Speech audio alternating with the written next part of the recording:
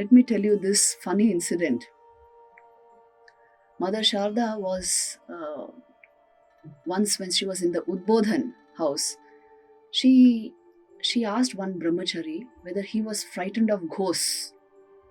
And he said, how can we be frightened of ghosts? We are the children of the Divine Mother, which means she herself. And then mother said, but I am frightened of ghosts. She said, they make my stomach shrivel. And he laughed and said, oh, you are frightened of your own creation. Actually, he was also referring to her relatives, who were the people around her. Sometimes were very bothersome and very irritating, but mother tolerated and accepted everyone with love. So he was referring to them, and mother said, yes, they make my stomach shrivel. So like this, very simple mother was. All her expressions are simple and motherly, but within herself there is the complete light of divinity, of pure consciousness, Brahman shining in full force. You can see this so clearly by some of her statements. Once when she was in Kashi, one Swami Arupananji Maharaj, he told her, Mother, I do not want nirvan. I do not want mukti, that means. Why? Because then I will not have you.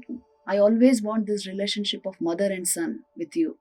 So I don't want nirvan. And mother suddenly said, my foolish boy, you do not know the nature of God is nirvan. Which means my real nature is nirvan. See, it's an outpouring of a tremendous spiritual truth, that the incarnation is established in Brahman, in God consciousness. That is why he is the incarnation.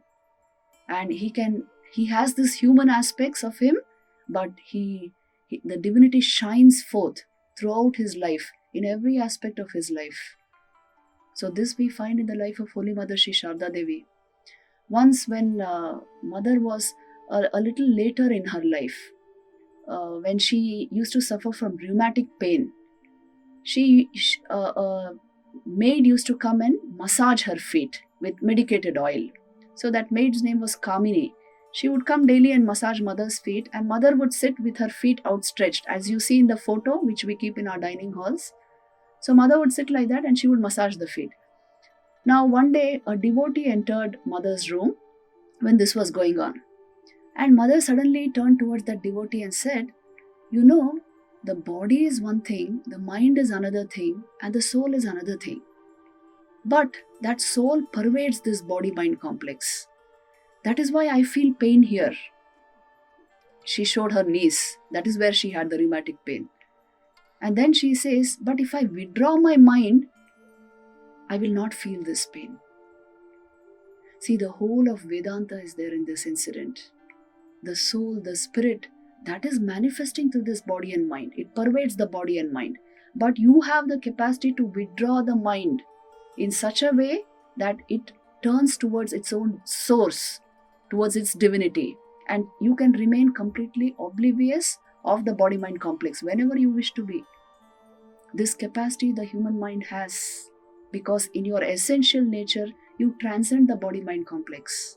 She is giving out these utterances, these great philosophical truths in such simple ways, you see. This is how she explained this profound truth of Vedanta to this devotee. So in mother's life, you find such remarkable incidents. Take any of her messages and you will see the profundity of it. She once said, there is no treasure equal to contentment and no virtue equal to fortitude. Check your life and see, isn't this true? This is true of every human life. At some point in our life, we understand the truth of this. There is no treasure equal to contentment, because no matter what you bring into your life, after some time, the mind will be saying, what more? What more is there? So that is why contentment is to be practiced, and fortitude, deep inner strength, resilience, deep inner courage, this is to be practiced. And these are the actual treasures of life, Mother says. Profound teaching in such simple words. Her last teaching is a real blessing. It's a great message for all of us. If you want peace of mind, do not find faults with others. Rather, see your own faults. Learn to make the whole world your own. No one is a stranger, my child. The world is yours. This was Mother's last teaching, which she gave to a woman devotee. You see, these words are potent with meaning and so relevant to our lives. If you want peace of mind, check and see if you have this tendency to find faults and to any form of negativity. If it rules your mind, you will not have peace of mind. Rather, she says, see your own faults and learn to make the whole world your own. That is why love, kindness, service, these are not options. These are the ways of good living. These are the normal, you can say, standards or norms for a great life, for a really good life, a fulfilling life. So, Mother's last message encapsulates the essentials of human fulfillment.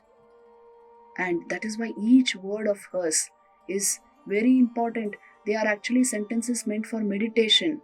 If you want peace of mind, do not find faults with others. This is meant for meditation. And that is why Mother's life and message are intertwined. In her own life, what she practiced, that came out of her mouth.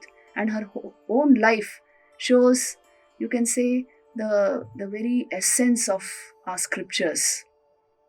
In one incident, Mother tells us, let me tell you this incident and finally conclude this talk. This was the message which she gave to Swami Shantananji Maharaj, who was a great sadhu of the Ramakrishna order. He was a disciple of Holy Mother Sri Sararda Devi. So once she told him, look, my son, if there is any crisis in your life, do one thing. Deeply think of me. Go into solitude. Cut off from everything. Dive into your japa and meditation. Deeply pray to me. Keep your body and mind pure. And dive into spiritual practice. And if you deeply pray to me, if you are able to connect with me, you will get my response. Do not distract yourself for a few days, but dwell on this, on your japa and your meditation, your spiritual practice. And still if you do not get my response, please see that your mind has not risen to the level from where you can hear my command, because I will definitely respond. One who prays to me wholeheartedly will definitely receive my response. You must lift your mind to that level. Now this teaching of Mother, it is something which all of us need, which all of us can practice in our lives. Whether there is any crisis or not, if you lift your mind to Mother, that itself will answer all your queries, will bring deep peace within you. All that the human life can offer, the fulfillment which human life can offer, you can bring into your system, you can bring into your experience if you can connect like in this way with this divine personality. This is Mother's great, you can say, hope, message of hope for all of us. She was a beacon of hope, inspiration and light. And with this message, I would like to conclude today's talk.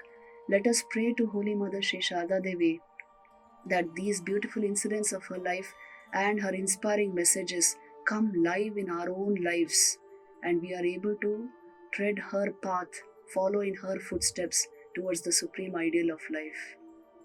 Om Shanti Shanti Shanti. Jai Ma.